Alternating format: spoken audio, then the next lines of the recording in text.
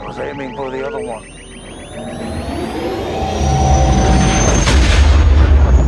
Hey guys, welcome to another Only Figure Fans video. So today we're going to be doing something a little bit different.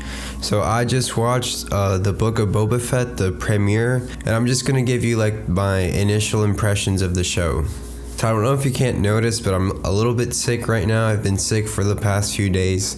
That's why I've been absent in making some of the videos.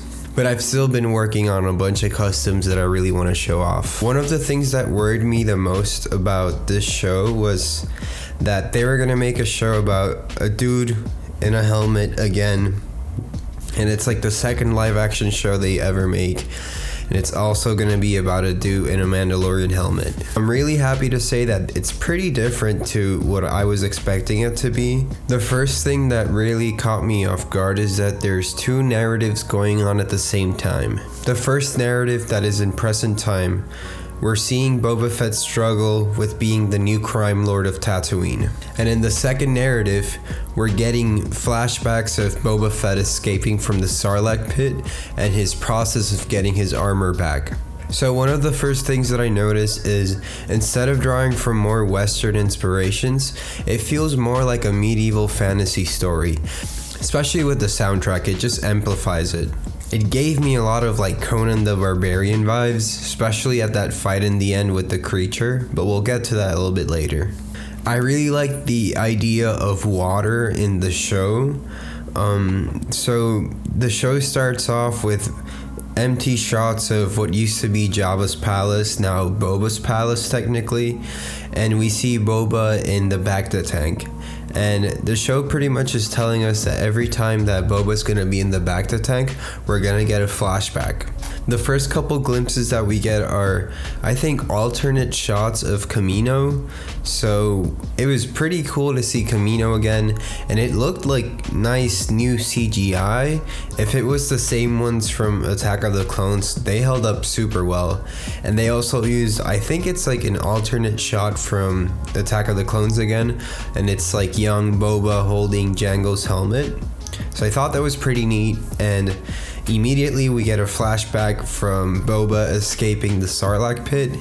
Now, I think everything with Boba inside the Sarlacc pit is pretty cool. I love the design of the Sarlacc. It looks super gory, but just like practical effects, and it feels so nasty. Just like a nice little like homage to like old 80s movies. I love that he manages to escape from like an old dead stormtrooper that was there. He probably took like the toxin filter out of the helmet.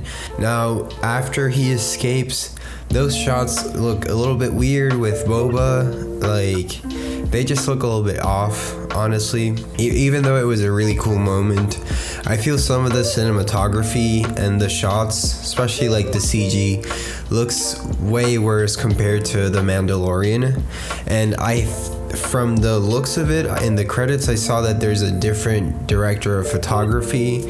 So that was one of my biggest disappointments, is how the show looks and just the visual language of the show. It lacked how careful the shots in The Mandalorian were made. They showed way less, and it was just more about the atmosphere around the actors, which also leads me to the choreography and the editing.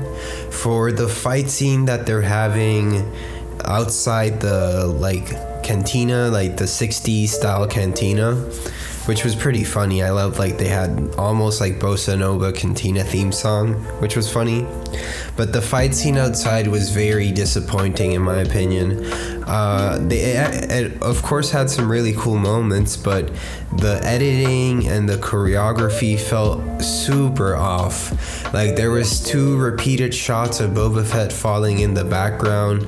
Like then some of like just the stuff that was going in the background felt really slow, and all this time I was like, why doesn't Boba just like fly up with his jetpack or use more of his gadgets? And I don't know, I felt that fight felt a little bit lackluster. The show, I feel like at the end I felt just a little bit like I was wanting more, like a reveal at the end, but I just gotta get used to that. Like not all shows are gonna get a huge reveal at the end of each episode. I was caught off guard on how slower paced it was, but that doesn't mean it was bad. But I really enjoyed the restraint that they're having with the show. The show had barely any dialogue for the first couple minutes.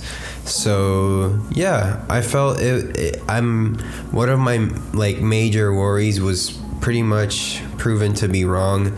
The show makes itself very different from The Mandalorian. It's a completely different story, and I hope it doesn't, become Mandalorian 2.0. My favorite parts of the show were Boba Fett, his connection to water. Every time he's in the back of the tank, he gets flashbacks. The shots of Camino, him looking for the rocks because he wants water. The last shot of the show is him being really happy that he just drank water. I did not expect that connection was going to happen, but I really like how he is so connected to water, and the place where he's at is just a desert with no water. I liked his representation in the show. It felt like Dark Horse 90s Boba Fett pretty much. He's very gruesome, very gritty, very quiet, and I like that he's not super smart, so I feel everyone's pretty much making a fool of him. The Twi'lek that was talking to him, and then the Twi'leks at the bar, they're like, oh yeah, take your change. Of course you're ruling us, Grand Lord Boba. And he pretty much doesn't catch up on that, so I like that they made him more of a brute. I'm really excited to see where his character is gonna go. And for the things that I really didn't like I said, I didn't like the cinematography too much, nor the editing combined with the choreography. I felt was a little bit of a letdown. There were some cool moments, of course, but I don't know, the fights didn't feel as kinetic as The Mandalorian, and they were a little bit hard to follow compared to The Mandalorian also. And another thing that I didn't like was some of the visual effects felt a little bit off, especially the monster at the end. I felt there were some cool shots that looked like that old Clash of the Titans movie, but some of the other shots just felt so off. I feel the thing that was the biggest, I feel the thing that was off for me with the monster was the scale of him. I felt they portrayed him in some shots as really big, but he actually was kind of small, and it felt like a really weird scale for the monster. And I just felt that whole fight scene felt a little bit wonky. I do like the last part where he's on top of him with the chains. So my final verdict is that I'm pretty excited to see the future of the show. Kind of a letdown of the premiere, but I have to watch it again probably. But I like how low-key it is. I love how different it makes itself from The Mandalorian, especially with the music. I gotta say, I'm in love with the theme song.